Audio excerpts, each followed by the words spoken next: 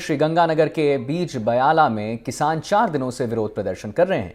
किसान की जमीन को ऑनलाइन नीलामी के विरोध में किसान विरोध प्रदर्शन कर रहे हैं, जिसे लेकर 13 मई को विशाल सभा और बैंक का कामकाज ठप करने के लिए प्रदर्शन वो करेंगे, जिसे लेकर किसानों ने पत्रकारों से बात करते हुए कहा है कि किसानों की जमीन नीलामी में भारी गड़बड़ी की गई है और प्रशासन ने इस ओर कोई संजीदगी नहीं दिखाई है, जिसे लेकर आंदोलन किया जा रहा है, लेकिन समस्या का समाधान अब तक नहीं निकला है। इसीलिए आंदोलन की और तेज और अग्रसर रूप से उसे किया जाएगा। 13 मई को होने वाले पड़ाव स्थल पर एक विशाल सभा बुलाई गई है, जिसमें श्रीगंगानगर, हनुमानगढ़ और अनूपगढ़ जिलों में किसान शामिल होंगे। किसानों ने कहा है कि पंजाब एंड सिंध बैंक का कामकाज भी ठप किया जाएगा।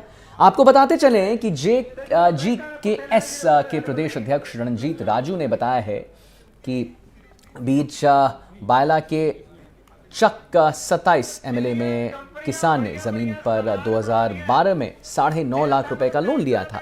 लोन नहीं भर पाने के कारण उनका लोन बढ़ाकर 41 लाख हो गया है और DRTA कोर्ट ने बिना सूचना के किसान की जमीन नीलाम कर दी।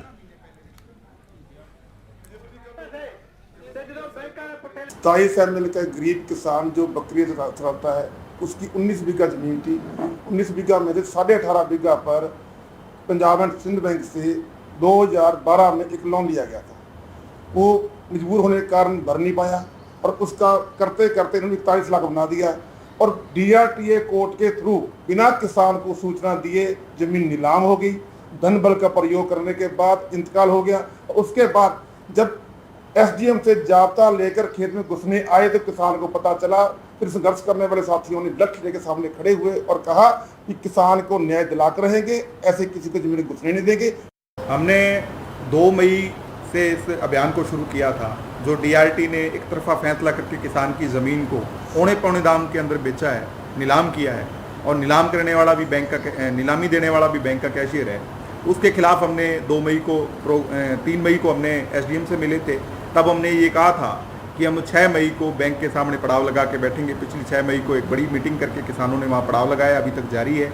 और आने वाली जो 13 तारीख है उस दिन हम बैंक के आगे किसान पंचायत करके एक बड़ी मीटिंग पूरे ज़िले के किसानों को वहाँ लामबंद करेंगे और उसके साथ साथ बैंक के प्रशासन को पूरी तरह उस दिन ठप रख के हम इसका विरोध दर्ज कराएंगे कि किसी भी ज़िले के अंदर किसी किसान की इस तरीके से ज़मीन नीलामी नहीं हो। और DRT में जितनी फाइलें आज तक पड़ी हैं वो फाइलों पर रोक लगनी चाहिए, खेती को DRT से बाहर निकाला जाए और उस किसान जिसकी ज़मीन नीलाम हुई है उसको उसका मालिकाना हक वापस मिले।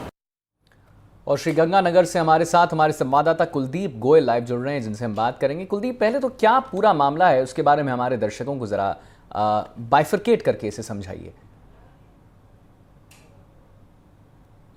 देखिए, श्रीगंगानगर जिले का गांव है बीजबायला, वहां के नजदीक एक चक है 27 ML।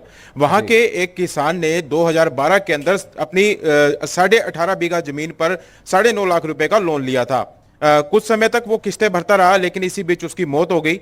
जब किसान की मौत हुई तब ये जो लोन के कागजात हैं उसकी पत्नी के नाम ट्रांसफर हो गए। कुछ समय बाद उसकी पत्नी की भी मौत हो गई, लिहाजा ये जो कागजात थे लोन के वो उसके 4 बेटों में से एक बेटे के नाम पर ट्रांसफर हो गए। धीरे धीरे जो लोन की राशि है वो 41 लाख रुपए तक जा पहुंची। किसानों का कहना है, किसान संगठनों का यह कहना है कि DRTA कोर्ट के अंदर जमीन की ऑनलाइन नीलामी निकाली गई और किसान को बिना सूचना दिए ही उसकी जमीन नीलाम कर दी गई। किसान नेताओं ने एक बड़ा आरोप लगाते हुए यह भी बताया कि पंजाब एंड सिंध बैंक के जो कर्मचारी हैं, DRTA कोर्ट के जो कर्मचारी हैं, इनकी मिली भगती के कारण जो जमीन की नीलामी है वो सिर्फ उस नीलामी में सिर्फ एक ही व्यक्ति शामिल हुआ और वो बैंक के कैशियर का रिश्तेदार है। और एक और जो बड़ी बात इसमें सामने आ रही है कि जमीन की जो DLC रेट है उससे आधे रेट पर ही जमीन को नीलाम कर दिया गया। किसान नेताओं ने यह भी कहा कि जिस खरीदार ने जमीन खरीदी है उसने अभी बैंक में पैसा भी नहीं जमा कराया, लेकिन जो जमीन के कागजात हैं, इंतकाल है, वो उसके नाम कर दिया गया। तो ऐसे में जो जमीन की नीलामी के अंदर बहुत बड़ा गड़बड़ झाला हुआ है और इस सारी चीजों को लेकर जो किसान है वो पिछले 4 दिनों से बैंक के आगे पड़ाव डालकर बैठे हुए हैं, लेकिन प्रशासन की ओर से चाहे वो SDM हो, तहसीलदार हो, चाहे वो कलेक्टर हो, कोई संजीदगी नहीं दिखाई गई। ऐसे में अब किसानों ने आगामी 13 तारीख को अनूपगढ़, हनुमानगढ़ और गंगानगर जिले के किसानों को एकत्रित करके एक बड़ी विशाल सभा का आयोजन का निर्णय लिया है और आगे की जो रणनीति है वो उस सभा में तय की जाएगी। जी, तो कुलदीप, अभी तक भी कोई संजीदगी नहीं दिखाई गई है, मतलब आप बता रहे हैं कि प्रशासन ने कोई संजीदगी नहीं दिखाई है, तो अभी तक जब ये बोल रहे हैं इतनी बड़ी बात कि हम जो है इसे बहुत बड़ा आंदोलन का रूप देंगे, अभी कोई नहीं आया वहां पर? किसान नेताओं ने आज एक प्रेस वार्ता की थी, तो उसमें उन्होंने बताया कि तहसीलदार है, एसडीएम है या जो स्थानीय प्रशासन है, उन्होंने कोई संजीदगी नहीं दिखाई। हालांकि 7 तारीख को कलेक्टर से मुलाकात हुई, कलेक्टर ने उन्हें कहा कि इस विषय को संज्ञान में लेकर कार्रवाई की जाएगी, लेकिन आज 10 तारीख हो चुकी है, आज तक इस और भी कोई कार्रवाई नहीं हुई। कल और परसों 2 छुट्टियां आ जाएंगी, तो ऐसे में किसानों ने कहा कि उन्हें उम्मीद भी नहीं है कि इस और कोई कार्रवाई होगी। आपको यह भी बता दें कि पिछले 4 दिनों से श्रीगंगानगर में ही नहीं बल्कि पूरे प्रदेश में ही भयंकर गर्मी का दौर चल रहा है और ऐसे में जो किसान है इतनी गर्मी के अंदर वहां बैंक के आगे बैठे हुए हैं, लेकिन कोई भी सुनवाई नहीं हो रही है और इसी के चलते ही उन्होंने 13 मई को एक विशाल सभा बुलाने का निर्णय लिया है और उसके आगे जो आंदोलन है उसको तेज किया जाएगा। हालांकि किसान नेताओं ने यह भी कहा कि बैंक मैनेजर ने पुलिस में एक एप्लीकेशन भी दी है जिसमें किसान नेताओं पर यह आरोप लगा दिए गए कि किसान नेता वो बैंक में जबरन घुस गए।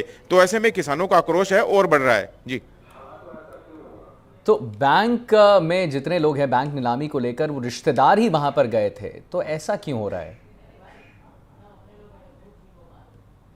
देखिए, किसान नेताओं का यही कहना है कि जो डीआरटीए कोर्ट है और बैंक के कर्मचारी हैं वो मिले हुए हैं, क्योंकि देखिए 18.5 बीघा जमीन की नीलामी का मामला था। ऐसे में सार्वजनिक जो तौर पर इसकी सूचना नहीं दी गई और गुपचुप तरीके से नीलामी की गई और जो सरकारी दर है लगभग 2.5 लाख रुपए प्रति बीघा, जिसके हिसाब से 44 या 45 लाख रुपए जमीन की कीमत सरकारी तौर पर बननी चाहिए थी और मार्केट वैल्यू देखी जाए तो वो काफी अधिक है, लेकिन गुपचुप तरीके से इस जमीन की नीलामी की गई और मात्र 27 लाख रुपए के अंदर ही जमीन की नीलामी कर दी गई। तो ऐसे में किसान नेताओं का कहना है कि जमीन को जो औने पौने दामों में बेचा गया और इसी के चलते ही मिली भगती के कारण ही सिर्फ एक व्यक्ति को नीलामी में शामिल किया गया।